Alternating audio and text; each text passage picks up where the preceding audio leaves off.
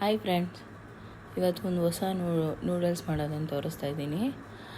Noodles almost ಎಲ್ಲರೂ ಹೋಟ್ಲಲ್ಲಿ ತಿಂದಿರೋ taste ಮಾಡಿರ್ತಾರೆ, ಇಲ್ಲಾಂದರೆ ಮನೇಲಿ ಮಾಡಿರ್ತಾರೆ.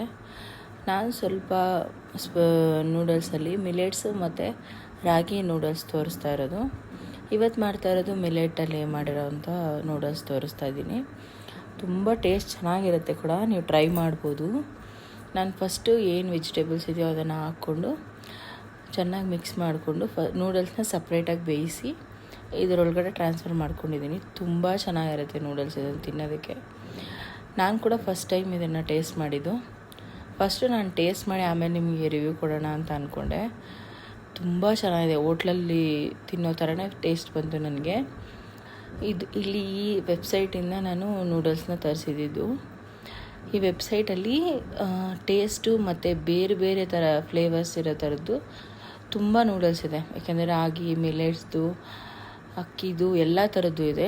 ಇದರಲ್ಲಿ ಏನು ವೆಜ್ಜೀಸ್ ಬೇಕಾದರೂ ಹಾಕ್ಕೋಬೋದು. ಪನ್ನೀರು, ಎಗ್ಗು ಮತ್ತು ಪನ್ನೀರು ಎಲ್ಲ ಹಾಕ್ಕೋಬೋದು.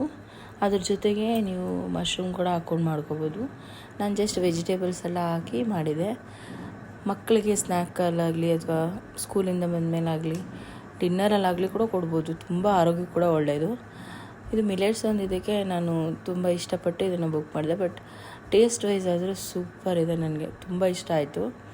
ನೀವು ಕೂಡ ಟ್ರೈ ಮಾಡ್ತೀರಾ ಅಂತ ಅಂದ್ಕೊಂಡು ನಾನು ಇದು ಪ್ರಮೋಷನ್ ವಿಡಿಯೋನೋ ಅಥವಾ ಬೇರೆ ಇನ್ನೇನಿಲ್ಲ, ನಾನು ಟ್ರೈ ಮಾಡಿರೋ ವಿಡಿಯೋನ ನಿಮಗೆ ತೋರಿಸ್ತಿದ್ದೀನಿ ಅಷ್ಟೇ.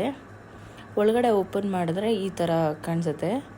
ರಾಗಿ ಇದು ಮಿಲೆಟ್ಸ್ದು ತುಂಬ ಟೇಸ್ಟ್ ಚೆನ್ನಾಗಿದೆ. ಇವತ್ತು ಟ್ರೈ ಮಾಡಿದ್ದು ನಾನು ಇದನ್ನೇ. ಜಸ್ಟ್ ನಾನು ತುಂಬ ಸುಲಭ ಇದನ್ನು ಕೂಡ ಮನೇಲಿ ಮಾಡ್ಕೊಳ್ಳೋದು. ಇದು ರಾಗಿದು. ನೆಕ್ಸ್ಟ್ ವಿಡಿಯೋದಲ್ಲಿ ತೋರಿಸ್ತೀನಿ.